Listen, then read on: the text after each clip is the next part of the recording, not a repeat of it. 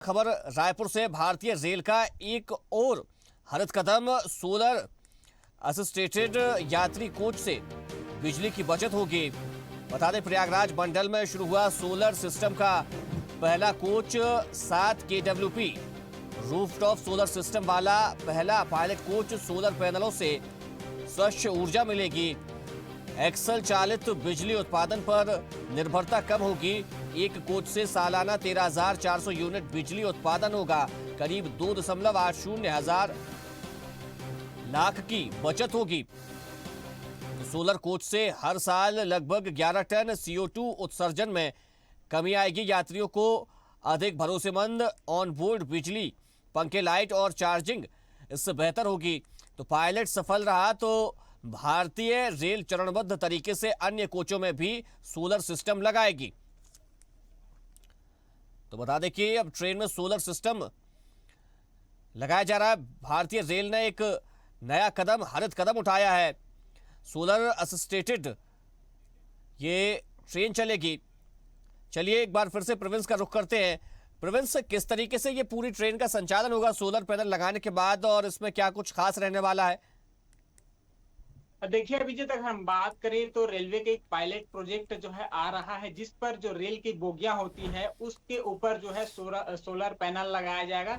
इस solar panel के माध्यम से जिस तरीके से अभी फिलहाल जो रेलवे में जो बिजली का खपत होता है, रेलवे के जो तमाम कोच में जो है वो पंखा चलता हो, एसी चलता हो, या फिर जो है चार्जिंग पॉइंट्स होते हैं, ऐसे में कहीं ना कहीं जो बिजली खपत होता है, इसको देखते हुए रेलवे ने एक हरित जो पायलट प्रोजेक्ट है उसकी शुरुआत करने जा रही है। इसकी शुरुआत जो है वो प्रयागराज मंडल से हुई है, जहां रेल के डिब्बे के ऊपर जो है वो सोलर पैनल लगाया गया है, जिससे जो बिजली की जो खपत होती है वो कम होगी। साथ ही साथ जो है अगर हम बात करें तो यात्रियों को, चाहे वो चार्जिंग पॉइंट में हो, चाहे पंखा हो, चाहे वो एसी चलता हो, रेलवे की ढंग से सुचारू करने के लिए इस तरीके से एक पहल रेलवे की तरफ से की जा रही है। अगर हम बात करें तो इस जो पायलट प्रोजेक्ट है रेलवे का, उसके अगर यह प्रयागराज जो मंडल में जो है इसकी शुरुआत हुई है, ये इसका सक्सेस रहा तो इसकी तमाम जो मंडल है रेलवे के उस पर जो है वो इसकी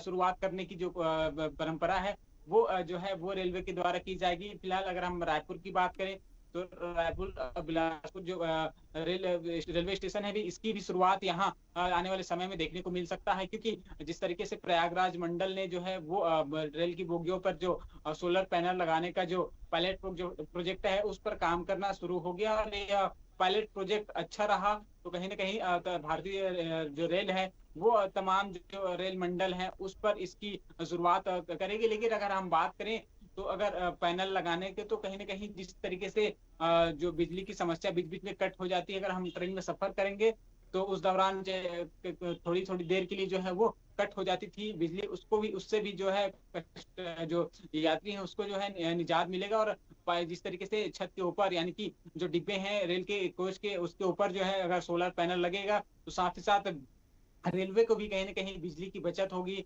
जो बिल आता है, जो रेलवे में जो खपत होती है, वो कहीं ना कहीं उसका जो असर है वो कम होते हुए नजर आएगा। और सीधे तौर पर जो तमाम भारतीय रेल है उसके ऊपर आने वाले समय में, अगर ये पायलट प्रोजेक्ट सक्सेस रहा, सही रहा, तो पूरे आने वाले समय में जो है तमाम रेल के कोच के ऊपर जो है वो सोलर पैनल लगा हुआ दिखेगा। जी प्रोविंस, कितनी लागत आएगी ये सोलर पैनल में? और अभी आपने जिस बात का जिक्र किया कि जो खपत है बिजली की वो कम होगी, और जो मेन लाइन से ट्रेन में जब बिजली लेते हैं तो उसका जो चार्ज होता है, क्या उससे कम पड़ेगा ये?